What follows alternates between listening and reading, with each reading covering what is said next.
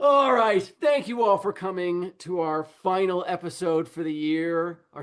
We have done one special episode where we argued about the frameworks in behavioral science earlier this year. This is our second special episode. We're going to do a year in review. Thank you so much for coming to hang out with me. All of your episodes came out this year, except Steph, who I think came out last year. So everybody can go watch these episodes as you get impressed with these people in this conversation. You can follow up by watching a longer deep dive with them. And so I want to kick off, obviously, with we have to review the year here. What was your favorite intervention that you or somebody else, doesn't have to be you, could be someone that you got from someone else, and you can blur any details that need to be blurred. What was your favorite intervention you heard about this year? And I'm going to start by order of closest to my house with Ms. Habif. What's your favorite one this year? Oh, that I heard about? Could be heard about, could be did yourself. Doesn't have to have worked. It could just be your favorite. Yeah. So I was actually really impressed with Verily. The company Verily launched a new app. And there are parts of it that worked, and there are parts of it that didn't. And the main value prop of Verily Me, it's called Verily Me, is that you don't have to worry about back-end healthcare infrastructure, right? So if you're somebody who uses the healthcare system, which we all do, but if you're somebody who especially uses the healthcare system a lot, which there's a lot of us, it's really exhausting and confusing to navigate your records, your appointments, your messages, your insurance verifications. And Verily Me pulls it all together into one place. And I was so delighted when I used Verily Me a couple days after I downloaded it and gave them all my information and went through the onboarding. Literally 20 something years of my electronic health records and everything about my healthcare in the United States was all in one place. My doctors, my diagnoses, my medications, I mean, you name it, it was there. And I will consider it an intervention because from a behavior change perspective, I only have to do one thing now to kind of begin whatever it is I'm trying to do in the healthcare system, right? I don't have to do 17 things. And I'm really grateful for that. There are other parts of the Verily Me service that haven't quite worked. So when you say it could work or it could not work, there are parts of it that work phenomenally well, and there are parts of it that don't work. And I'm really impressed with the Verily team in the way that they launched it, the way that they communicated to early adopters about setting expectations, which I think is a hard job to manage and set expectations. So I'm going to go with Verily Me. I love it. It also is amazing because in theory, this should have been easy. Like for 20 years now, they've been telling me, yeah, you'll just put your name in and then every medical thing will all show up somewhere. It's never happened. I've never seen it happen. And I don't even have that much medical stuff. I am the bad son of a nurse. My mom is visiting right now. She's mad at me because I managed to go to the doctor about once every 10 years. So it's not even that much information. And yet, it never actually works. Yeah, I had one of these moments where I was looking through everything in the app that it pulled together for me. And I'm sure you all can relate to this. All of a sudden, I was looking at some part of it and I saw this doctor's name. I'm like, Dr. Fierro, who is that?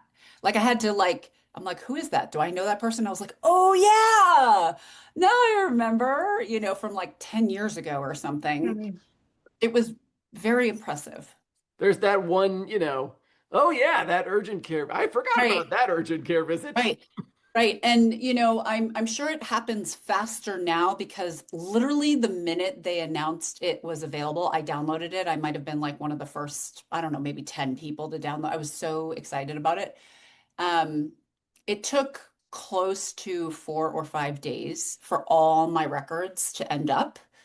there, but now I think it's, as they're working it out, it's probably happening faster for people. All right, I'm sold. I'll give it a try. What about you, Miss Robin? What did you like this year, either in its failure or in its success? What piqued your interest? Yes, so that's interesting. Maybe just the fact that it's attempted, and this is maybe a different example, but you know, I've learned about Google doing some, using the AI and big data work and using it in a couple of African countries to help predict travel time to obstetric care. And so the impact of that, and using the big data, so looking at things like, is a woman going to have a hard time getting to a facility because of either traffic patterns and it enabled government decision making around other things as well. So not just traffic patterns, but where should they start to invest in new maternal health care centers? Can they do emergency transportation options? And I think I like that because I mean that's an example in an African country, but it's also this exciting example of how ways we might use some of the big data and predictive analytics to solve problems at when we're as behavioral scientists, maybe let me back up, we can solve things at that intrapersonal level, our attitudes, beliefs, we can do it at the interpersonal level, like the coaching. And this is, but we got to work at all the different levels. So I thought that this was a nice example of ways of using AI in a positive way that helps also, you got the woman to go to the facility, but now she has a different barrier, actually getting there. And so it allows governments to make different investments, right? And to support women as they're in their care. So that I think that was, and I can't speak to how successful or not it's been, but I just was really excited to see that use of data and AI. Yeah. I love that one. It has always been, when I was at Clover, we were trying to figure out, Ah, how long it would take people to get to their PCP. And it's like not an obvious calculation, right? Like you can right. compute the sort of like drivable mileage, but does that person have a car? Like, are they, maybe they're driving, but at half the speed of everybody else because they're 90 years old, right? Like, if they're relying on public transit, it could be orders of magnitude different than drivability. And just so much of that is unknown. I love that. That's a great example, Robin. I Yeah. love it. Yeah. Nice. Ooh, Thanks. I'm gonna go down to underneath me, at least on my screen, is Miss Osborne. We're continuing this health theme. We're going to keep going. I like this. Um, I love the discussion so far. So appreciate Robin, what they've shared. I'm going to go really analog. Um, there was a pretty basic change that we did to how we were communicating with providers. And for those who aren't familiar, I work for a company called Adhere Health. We support Medicare Advantage members with a variety of behaviors, medication adherence, closing care gap, getting screenings, things like that. Mm. And we communicate to members, but we also communicate to their providers to address barriers. And we communicate to providers in a variety of ways. So we're an omni-channel. We have omni-channel capability with members and providers. And when I walked into this company, there's that F word called fax. And I was like, we're faxing still? For those of you who don't know, I've been doing digital health for quite a long time. And I had to sort of like get grounded again that this is still in operation. This is still a preferred channel that a lot of providers and clinic offices have. But it wasn't very effective in how we were using it. Because we would call the provider, we'd say, we want help with all these members. And they would say, we don't have time for this. Fax. We'd fax. And then we just didn't know what happened. So I looked at the facts and I was like, well, we need to know what happened. Like, we need to close the loop. Did they contact the member? What did they do? And so I redesigned the fact using behavioral science and we implemented it in August. Since then, we've seen a 10,000% increase in responses from providers. So much so that we were sort of looking at this volume and saying we need with technology or some automation that can like all this information that we're getting so that we can assign meaning to it and know what to do.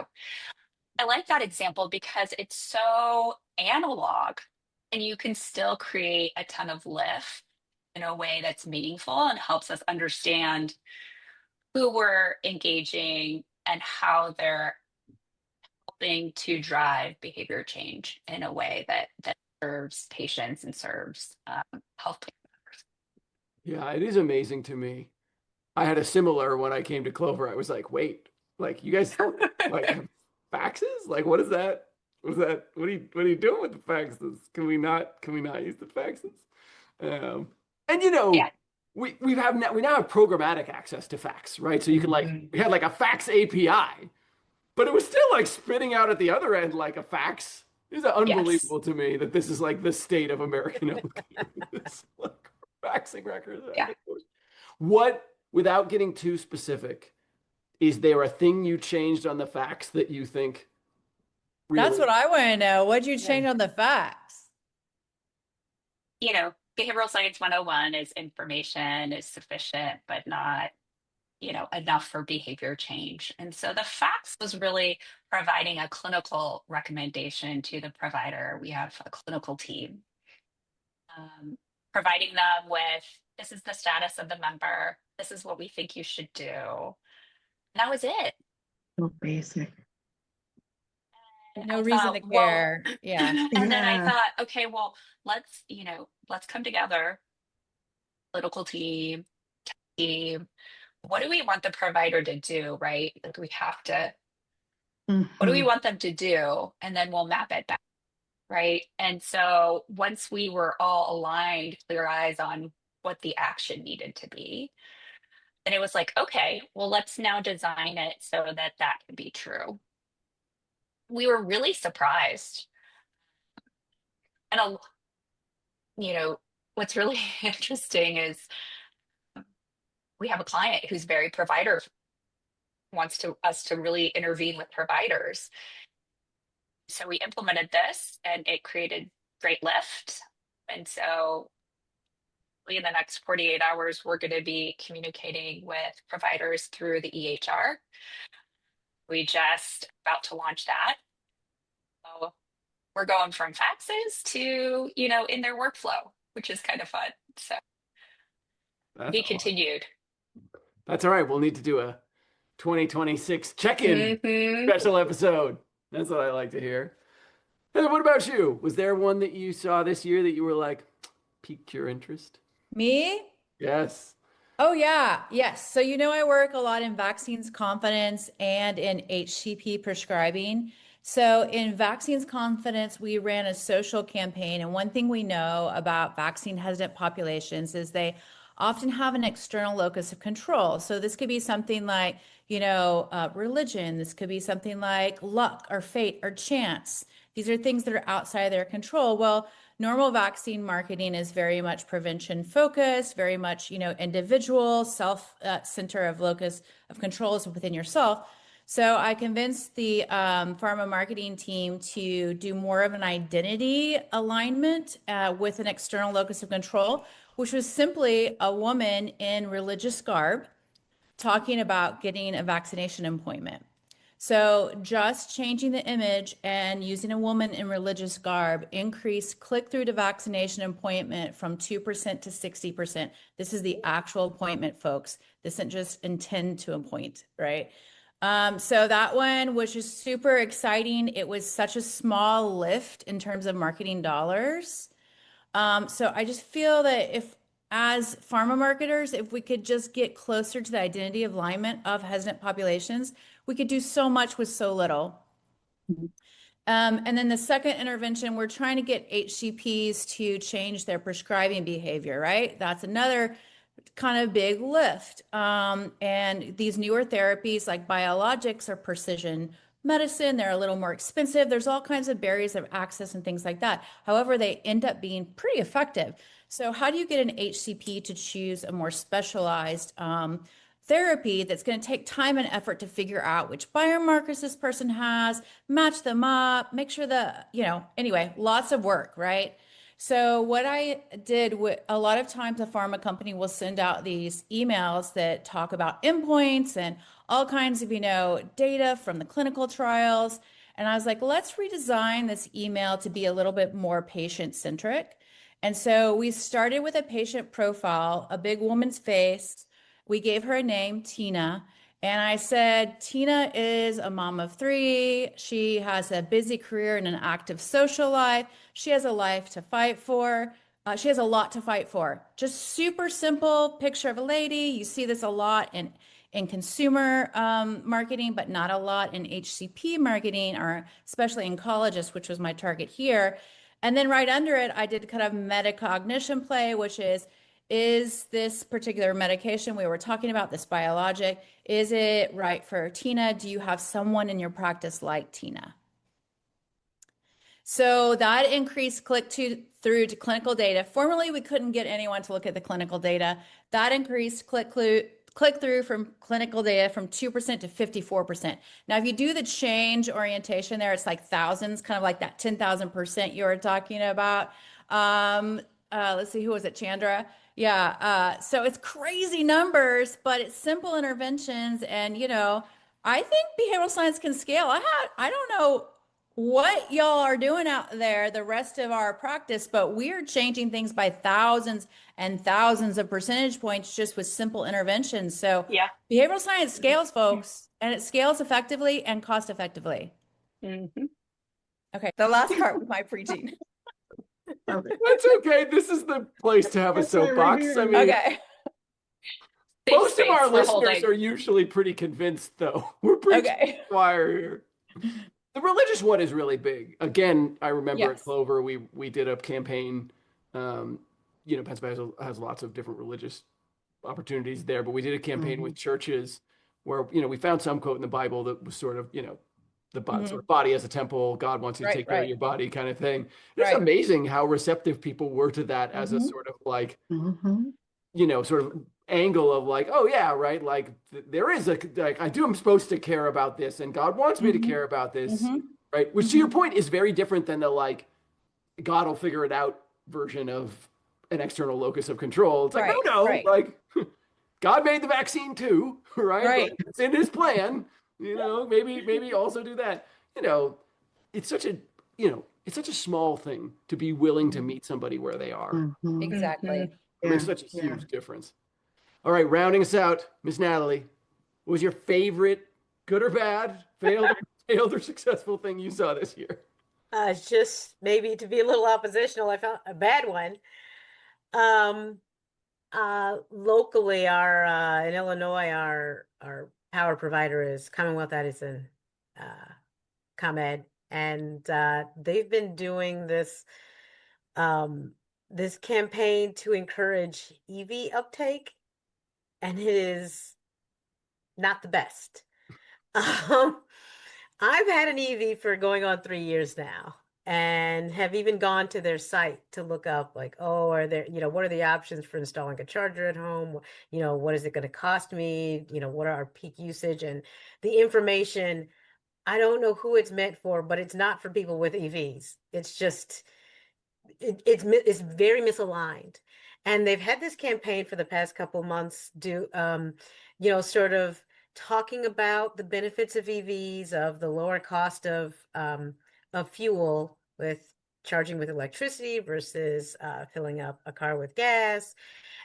And they keep trying to push for EVs, and I'm like, I have one. I already did the thing you're trying to get us to do. How do I get any of this access to any of this other stuff? And they're like, we don't actually care about that. And they even sent out emails asking, are you planning to purchase an EV in the next 12 months? I'm like, I have an EV today. I got it. I've had it. What can you do for me to make this a thing I can interact with at home? And it's just, they've completely missed it. So their prototypical customer is a person who doesn't have an EV, has never had an EV, and at best is only considering a purchase sometime in the future. and also hasn't investigated their documentation on their side for, well, what are options, what are incentives, anything like that.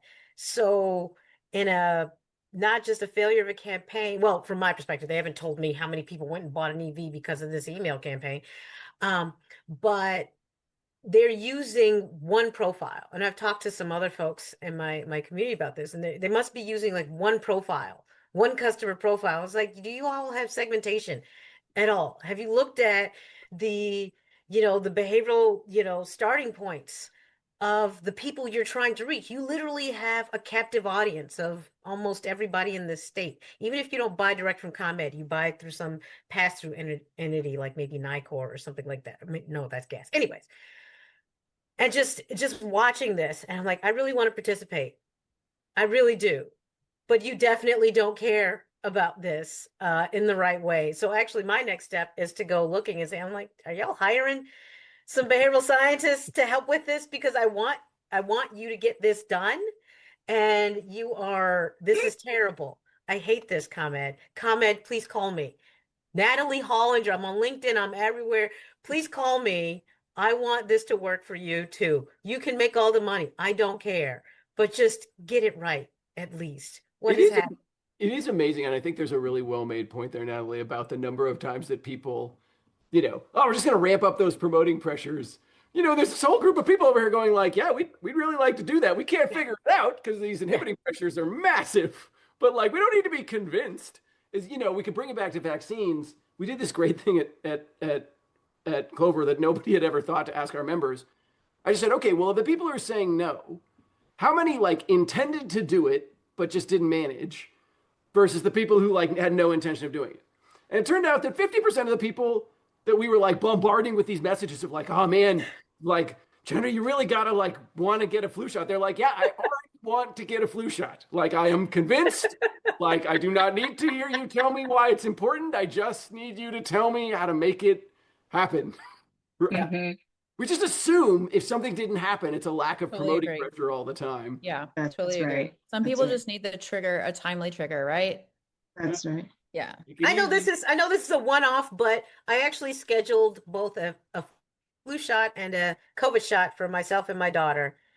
And we did this through Walgreens because they have a very easy scheduling system online. I was like, all right, nailed it. Got our appointments right next to each other, drove out. And then they said I had to go to someplace farther away than my local Walgreens because my daughter, she needs the kids' COVID.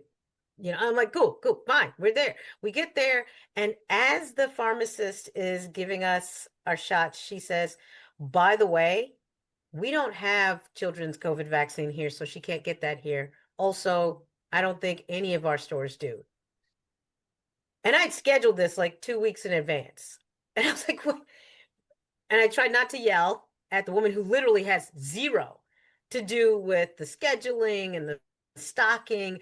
But it was the whole point of even doing it with Walgreens instead of her doctor. And my doctor was, we could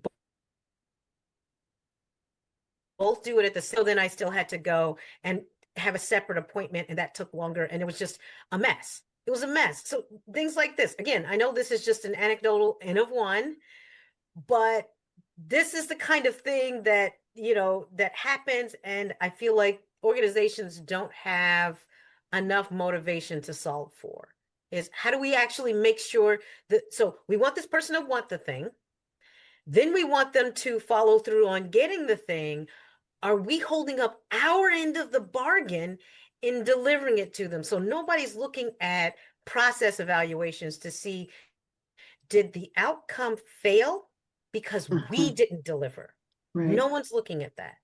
Yeah. That's ridiculous. And I think it's related to also collaborations in-house, like with customer experience groups, because we can actually bring the behavioral science piece. And I think, Chandra, maybe you're in experience now too, but it's all connected for so long. And I come from the public health background. You're designing this perfectly beautiful intervention, but if no one engages, it doesn't matter, right? And so that whole, what you mentioned, the process eval, the implementation evaluation, research, the testing out that part, and of course engagement. People talk about engagement, but the care to the experience is as important, that as all the whole process, like what you talked about, Natalie, getting you there. It was easy to sign up, but then when you get there, they could have said something online that said, hey, we don't have children's immunizations, right? So just paying attention. I love this. This is a great bridge into my next question for we can't get out of the year in review without talking about employment, right? Because lots of people listen, are out there on the behavioral science job market, took something new this year, going off to something new next year. I know Steph has a new thing coming up. There's been lots of activity. It also feels like in the last week or so, there's been so many jobs that crossed my desk. It's like an end of the year hiring burst for behavioral science. I don't know what is going on, what is in the water, but it feels like there's a lot going on. So I want to talk a little bit about what you saw from a sort of like, where is behavioral science landing in organizations? Robin, you sort of alluded to it. Chandra, you're with me in the sort of CXO line of business as to where behavioral science is sitting in your organization. How has that worked out for you? Think it's working out great without its challenges, as always when you're kind of in a new role, and it's a role that is also new to the organization. Mm. But I do think that one of the ways that I was able to come in and start building is by doing some foundational things first. Let's revisit our cultural values was one thing that we did.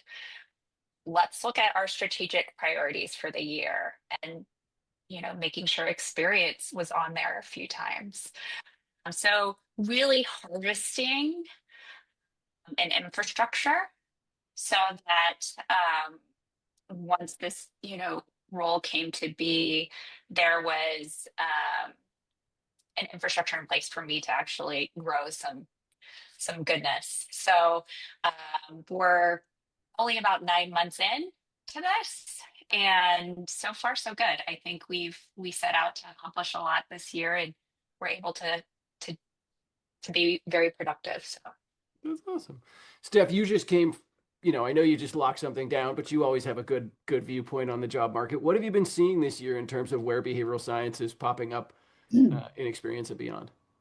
Yeah, we predicted this a couple years ago, didn't we? It was going to be the year of experience and engagement. Everybody needs experience and engagement, and there's a reason for that. It's not random, and to your point, like all of a sudden all these jobs are popping up. It was going to happen. I think during COVID and in the immediate aftermath of COVID, a lot of companies hired very, very fast for a lot of reasons. And then we rounded that corner, and some companies were very bloated. Others had a lot of folks staffed in places where they no longer needed, because as we came out of the pandemic, the markets were changing again. And the big techs of the world, the Mark Zuckerbergs of the world, stood up on stage and said, it's going to be the year of efficiencies.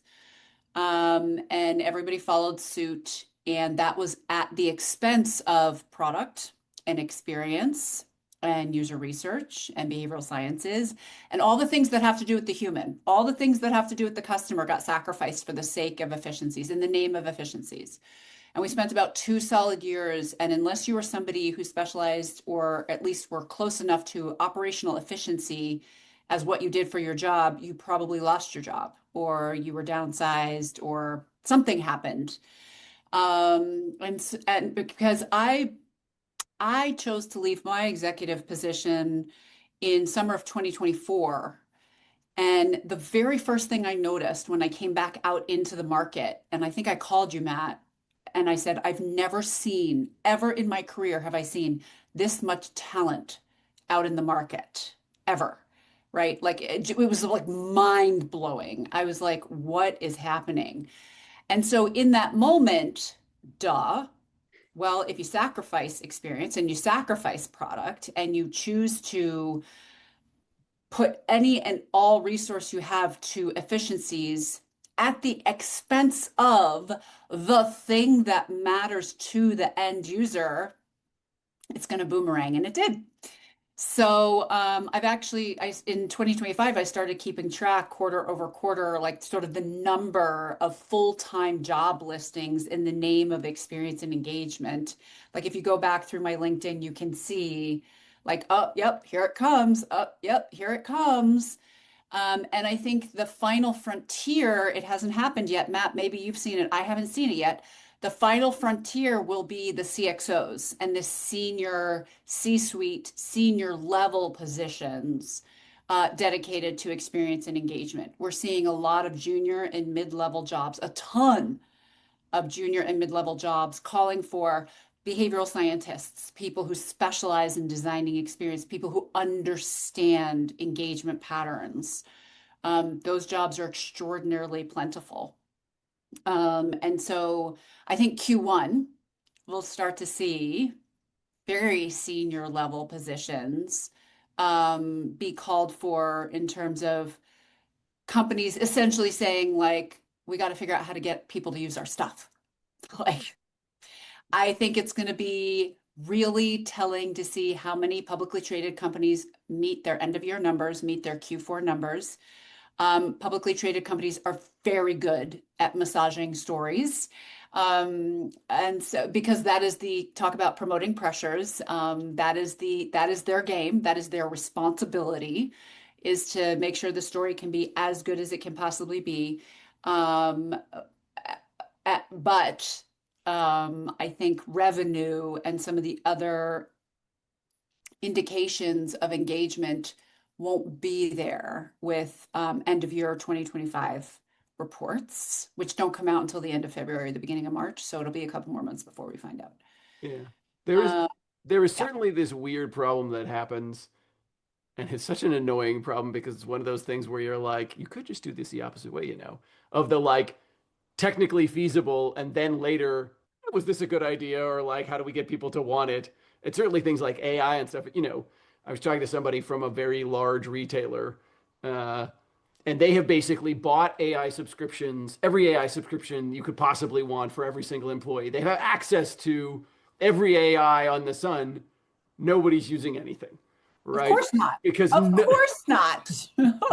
None of it is designed into their workflow. None of it is actually useful for them. They have every possible subscription, right? And it's not to say that AI is bad. I mean, I think AI has a lot of potential for behavioral science and other things, but absolutely. Just so much stuff, to your point, Steph, in that 2 or 3 year ago purge of product, just then churned out a bunch of technically feasible product that just nobody wants to use. Right. Yeah. So I think right now and in the very near future is going to be a really good job market for people with our expertise and for people who are product experience, user insights related. I think a lot of companies right now, last year and coming into this year, were like, oh God, we're having an engagement problem. And they spent 2025 solutioning that by slapping something AI related on top of it, to your point. And that's not going to work so good either. Well, so there's a question of, well, will there be senior people willing to do that, right? 2 or 3 years out, people have gotten very used to their independence. People have gotten very used to being an independent consultant and the economics that can go with that. I mean, Heather, you do a ton of consulting. Would you go back into like a full-time, like in-house role if it was like the right thing? Yeah, I would totally. Because I like to make huge scale impacts, and as a outside consultant, it's hard to get enough hours on any project to really see any impacts happen. Like I can do the research for them. I can tell them what the actionable insights are. I can actually draw together the plan. I can say we have all these intervention ideas. We can do this one, this one, this one. We can prioritize it. And that's kind of where it stops, right? once you prioritize the intervention, kind of tell the company how to do it, they say, oh, thanks so much. We can take it from here. You know, they can't take it from here because they don't have the insights to know how to pivot if something doesn't happen. They don't know how to sell it up the chain to keep it going. Like there's all kinds of reasons they still need you, but guess what? The budget for that particular part of the project was done. And now they want their teams to internally implement it. And so you lose a lot of touch. And I feel like to really have a successful project and to grow the company understanding of how we can use these tools effectively and efficiently, there has to be someone on the inside being the storyteller, being the go-getter, being how do we sell this to all kinds of people, including everyone up the chain, right? There almost has to be an internal advocate, I believe, to get that type of like impact, the end impact happening. And for sure in customer experience, because the problem with customer experience is all the silos. So you have to have someone working very, very hard to bridge those silos between marketing and experience, between experience and, product. Like there's just so many silos that have to be overcome for a great end-to-end customer journey. Yeah. So sure. that's the fun part to me. So you'd go in, Robin. I mean, you've done a ton of. I mean, you've had a chance to early in your career. You did a lot of like high level individual contributor work, very senior individual contributor, but individual contributor, and then you led team. Do you think like next role as you decide on things in the market, would you take an high level IC role, or would you take I'm going to manage a team and try and go down? I know it's a hard false choice. Robin's going. It You're would on help mute. if I unmute, right? There you go. I can see you laughing though. Yeah. No, there are pros and cons to both. One of the things that I think is really exciting with behavioral science is working at multiple levels, especially when you're in an organization. I think this links a little to what you were saying, Heather, as well. So being close enough to the work, as well as being able to have an influence, higher up for decision making and helping people understand how things work cross-functionally or cross functions, exactly. So I think I would do either with the right one. I really do enjoy working with the team and really helping people understand where do we need to be placed and connected, not just like isolated, but if you think about some of digital, you've got the data side. So that's another place they need us, right? Because they're creating all these wonderful, models and they're a black box. And then once you get the prediction is like, okay, so now what? And so having a behavioral science in that space is really helpful. And then, I'm thinking about the pharma side. Then once you do that and you're working with whatever the output of the model is that's supposed to help inform a physician, you need behavioral science in that space. And we've talked a little bit about that to help figure out how do you help the physician use the data? How do you help them talk to a patient? And then the marketing side, and I recently did see a behavioral science role in marketing. They had switched it out of clinical into marketing, which I thought was interesting, right? And that's also to the public, but they do need to work together, right? You don't want just behavioral science ICCs in those different spaces without us having some sort of connection. And then the research side too, helping people understand what to measure, right? Because we all know here, I know I'm preaching to the choir, especially with the health, you measure engagement, and then what kind of engagement? Is it just that you downloaded an app, you pushed a button, or did you actually get to the behavior that you're interested in? So having people who help figure out the analytics, or behavioral scientists who can figure that out from engagement all the way to outcomes. So I think I would enjoy helping set that up again, but I would still take a strong ICC advisory role too. Yeah, I think your point is really well made. And in some ways, I do think we've seen that manifest this year. Again, to Steph's point, I think people have been calling that it was going to happen. I think we really saw it this year. The number of different departments that behavioral science has showed up in this year that weren't a traditional behavioral science team necessarily, but were, Chandra, I know you have a strong background in data, like, that we're in a data team or in a marketing team or in some other, they were sort of, embedded in these other roles as opposed to like a centralized behavioral science team. Natalie, if you, in your next role, is there a department? Is it product? Is it marketing? Is it comms? Like, is it customer service? Is there a place where you would love to like get vertically focused into something? So, I've been fighting this But recently I realized it would be operations. I like making the wheels turn because not behavioral scientists. I think organizations in general think a lot about their customer and their partners and not enough about their employees. And I don't necessarily mean just employee experience, but I mean the infrastructure of an organization and how is it set up to, align what everyone is doing, all the efforts that people are putting in across departments and divisions to what the strategic direction is even supposed to be. And I find like, okay, you've got this experience work, I've done work and experience and then marketing things, but I keep coming back to this problem of, well, nothing they do is truly laddering up to the strategic direction because somebody came up with that strategic objective off the top of their head. They didn't say, well, how is this supposed to end up with the things that this company needs to survive and thrive? And how is what we already made, right? Or product debt, technical debt, whatever you want to call it, we already made, and what we're willing to make, how does that line up and all this? And so there's so much messiness there. And maybe I should have been an IO psychologist. I don't know. Those schooling days have passed, but I'm starting to get super excited about, well, can we just fix this part of the machine and how people are moving in it? Because there's so many good ideas and so much good work being done. And then when it comes together, it just sort of gets mangled. And nobody knows what the organization stands for. Nobody knows what the product is supposed to do. Nobody knows what they want the experience to be because of that central mangling. And so now I think I'm looking at the maybe unsexy area of operations. So I think my goal would be something like, would be operational. I love that. It was surprising to me. I think when Frog hired me, they had this very particular vision in mind of like, oh yeah, like we're going to win more of the like customer experience kind of work that like is our bread and butter. And so, in any agency, there's two kinds of works, right? There's all the stuff the account manager is doing, and then there's just like stuff that comes over the transom. People go to Frog and they fill out a form and they say, "Man, we really wish you'd help with this." And there's a checkbox where you could, check that you wanted behavioral science to look at it.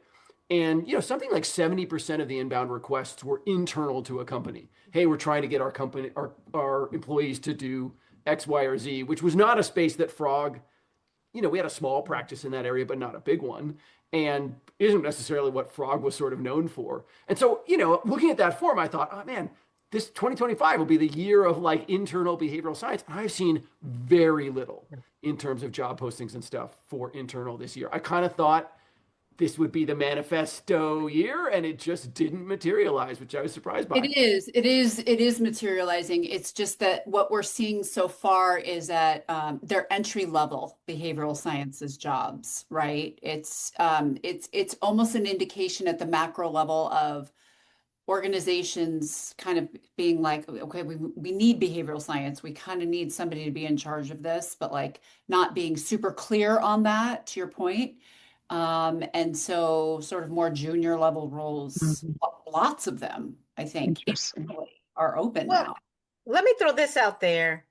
There are a lot of opportunities in operations, change management, and things like that. So for behavioral scientists, so I've been developing a network of folks who've been doing that, but because that was typically IO Psych and IO Psych area, they didn't need the push of the title behavioral scientist or behavioral science skills to help them. So there are a lot of those folks in that work already, but they weren't part of this behavioral science as a title movement, which I find really interesting. I thought that raised all boats or whatever across every area that could use someone with behavioral science training, but I found like little pockets, and that's one of them, of folks that it has been, I wouldn't say it's limited to IO psychologists, but they're a big contingent in change management and things like that. So they didn't really need that change of framing of their work to push forward how valuable they are to organizations in that work, and they still don't use those titles. So when I thought, oh, well, I wonder where the folks are doing it, they're like, oh, we're here.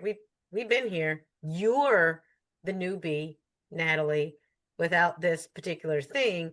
So I'm curious, what does that mean for what those opportunities turn into? So if they're looking for the behavioral science background for junior roles, but the people in the more senior roles are more IO psych, is that a recognition that maybe IO psych isn't as populated as it used to be? Is someone coming with, now that we have programs just in behavioral science, and I think of behavioral science as an umbrella term for a lot of fields rather than a thing on its own. That's my perspective. But for programs that actually have a behavioral science degree or certificate or whatever, is the uniqueness of that training now being seen as a different value add from someone like with an IO psych background? They're saying, okay, I have this, but now there's this other thing and it's a different take and it brings different skill sets, and we want that, and we need to build that from the bottom up because we don't have people who had that for 20 or 30 years. So now we've got to bring those folks in, welcome them into the organization, and build new structures around them. I don't know. I'm very curious where that's going. Well, that's a good, brings us to our final segment. Where is that going is a good prompt for the final segment. I'm not going to ask you to make predictions for next year, because if there's anything I've discovered, it is that my predictions are generally terrible. I am bad at this game. Instead, I'm going to ask for a hope or a wish. If you think about 2026 and there is one thing you could gift to the field, or one thing that you can, as the Utes say, manifest, right? If there's something that you could have happen for the field next year, what would it be? And I'm gonna go with Heather first. Manifesting for next year. Where do you hope things go? Not where do you think they're going, but what would you like for the field? Oh, I would love behavioral science to be integrated into health strategy, and that's kind of where I'm headed, right? Like, strategists are really great at a lot of things, but actually, what behavior are we trying to drive isn't usually one of them, right? What story are we trying to tell? They're very good at. So I feel like we're almost there, but I think there's some frameworks and, application that we could give to this health strategy field that could really move the needle. And that's what I'm going to be doing next year. All right, there's a strong Hopefully. holiday wish. Come on, end of year 2026, we're manifesting health strategy, paying more attention to what behaviors it is they're trying to change, which they never seem to know. Hearts and minds, man, hearts and minds. Robin, what about you? What are you manifesting for behavioral science in 26? Wow. Well, maybe a couple things, but one, we're all excited about the shiny new object AI and, what it might be able to do. And there's lots of things that it could do. I'm hoping we can figure out, how to really support people in their context better. A lot of personalization, people are focused on knowledge, attitudes, those more intrapersonal pieces. But health happens so everywhere, outside, it happens in your workplace, it happens at home, it happens when you're playing with your kids. And how might we be able to contextualize our support to people better and dynamically contextualize it? So I was thinking about an intervention to get people moving, and we were trying to use AI, agentic AI to help, use some behavior change techniques, get people to move more. But I need to know, are you at work stuck at the desk? Are you taking care of your kids? Are you helping your mom, or is it the weekend? And it seems so simple, but yet, and still we haven't quite figured out how to really support people in that way. And also with AI, maintain people's privacy. So I love the example that Stephanie, you gave, like this thing, Steph, where you've got all your data and your information for 20 years, and you were happy about it. I want us to be able to do it in a way that's ethical, that people feel comfortable with their data. So that would be one. The other wish is maybe really not next year, but longer, but more cross-sectoral sorts of collaborations to help address sort of the broader social determinants of health and things that, I think we touched on it a little bit earlier in the conversation. There's no one group that, has can improve health. We've got to figure out ways to do it together. I'm working on a cross-sectoral piece right now where health and the arts are working together to improve, wellness and well-being. And I think that, and when I work globally, we used to do that, right? Because you'd have a national strategy, and that comes back to strategy, right? And I said it before, that, how do we work with the doctors and the health system, but also how do we make policy differences, and how do we do this in a coherent manner? So I would love to see us, I don't know that it's happening right now, but get to that point as well. Yeah, and I think there's a lot of behavioral scientists that share your frustration and also your interest. Steve has this, new initiative to do some systems work. I mean, I think there's a lot of people paying attention to the sort of like larger piece right now. Yeah. Chandra, what about you? What are you manifesting in 26 for the field? Yeah, I would say in 2025, people really dug into AI, their own even use of it. We all dipped our toe in or kind of really got into using it ourselves. And I think we also learned its limitations firsthand. And so what I really see, and this might tie back to what Steph was saying about the need for more experience and engagement expertise at the table. What I'd like to see is a better synergy between AI and behavioral science groups, known groups that are taking that on.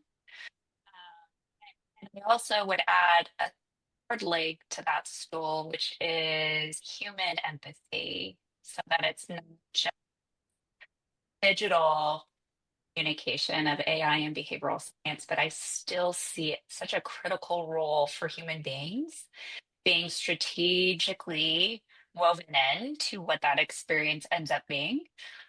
Um, I'm excited for whoever is able to kind of crack that. I think it's going to yield some really good fruit, and hoping that happens in 2026. Yeah, it is definitely an interesting one. I was just writing a piece today that'll probably be out by the time this podcast comes out about I recorded individualized video messages for the family of all of our employees. So I have over 500 employees, right? So I sent, and in Sri Lankan culture, the family is really important. So rather than send a message, oh, Natalie, thank you so much for being an employee, we sent a message that was like, hey, Natalie's family, thank you so much for supporting her through this year. It's really, no one can work alone and all that.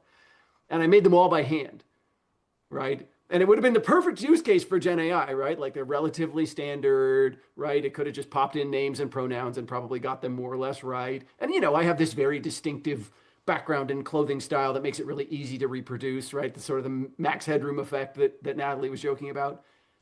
But that would entirely miss the point. Like, what is the point of 500 personalized AI messages? Like, that is not, nobody feels special because somebody Gen AI'd a message. And, our CEO was like, well, they wouldn't be able to tell the difference, right? They'd be technically the same. And I'm like, you're right. They would be technically the same. But that is not, but technically the same and actually the same are not the same. All it takes is one person to pick up on the difference and you failed your goal, right? That's all it takes. Yeah. Natalie, manifesting 26. Is it the IO? No. So I'm trying to make it one thing and not two things. One of my goals in working in industry was to bring humanity to business, right? Writ large. And I think now more than ever, that's what we need BeSci to do, is to push that humanity back. People keep talking about the isolation crisis and, using talking about how remote work doesn't work and things like that. But then building things that digitize interactions instead and make faux interactions, not even parasocial interactions, just fake interactions like with AI. And so my greatest hope is that as behavioral scientists spread and come back into the workforce, we remind people of the difference in value that the human interactions bring, not just a human doing the writing, but the interaction, the value that brings to people, the interpersonal cues, and how that changes people and their responses to other people, to organizations, to products, whatever. There is a difference. There is a difference. And what we've been saying in 2025 is we don't value that difference because we don't think there's a monetary value to it. And I personally think that there is a monetary value to it, and also it doesn't matter if there's monetary value to it. And so I hope that a lot of us bring that part of our work that is respecting the human and re-inject that in our processes instead of looking at the messiness of decisions and behavior as something to get rid of. Yeah. And use that as an indicator of someone's identity and their preferences and their needs and wants. That's what that messiness says is, I want something different than that next customer, that next partner, whatever. Can you give it to me instead of forcing me to get the thing that 800 other people opted into? That's what I want us to bring to the table and really double down on that. And it's going to be a fight. I want us to fight the efficiency experts and say, no, this is important. You had your day and it didn't work. And why don't we try the respect the people part? Why don't we just try that? Natalie, that's on brand. You're going to manifest a fight. Sounds amazing. Yes. Love it. Seems very on brand for behavioral science. Manifesting war. Just the right kind of war. Steph, bring us home. Sure. Yeah. I mean, kind of like what everybody already said. When somebody asks me what I do for work, I say I advocate for the humans using the machines, right? The machines are going to keep advancing. They're going to keep getting further and further along in terms of their capability. And so for me, it's kind of like going like this, right? And what I mean by this is I'm really scared about what's happening in the United States related to public health infrastructure, funding, the devaluing of science and defunding of science, and what's happening with our health insurance industries and everything is just, it's a lot of people are getting very hurt, and a lot more people are going to get very hurt, and it's really scary. And at the same time, the AI train has left the station. It's that technology will keep advancing faster and faster and faster and faster. And so the opportunity to advocate for the humans using the machines inside of the system is what I think. And Natalie, that's a lot of what you were just saying, right? Like we need to get in there and we need to just really fight the good fight so that it's not just pure AI slop, right? Like so much of it right out of the gate. And this is true with any new technology, right? Brand new technologies come out, and there's a whole bunch of it that's sort of fluff. And, I have a colleague who for years, he always says, you got to wade through the riffraff to figure out, where the real stuff is. And so I want to be a part of making the real stuff that impacts real people in a very real and positive and safe way. Mm-hmm. So it's a great note to end the episode on. Amen. Manifesting the stuff. I love this. Well, look, thank you so much all for stopping by and spending some time with me today. It's always so lovely to see you. People who are listening and watching, all of their episodes are out. Go see their longer stories and you can find out how they became a behavioral scientist. Happy holidays to all of you. Happy New Year. Happy holidays. Happy holidays. Thanks for having us. Thank you so much.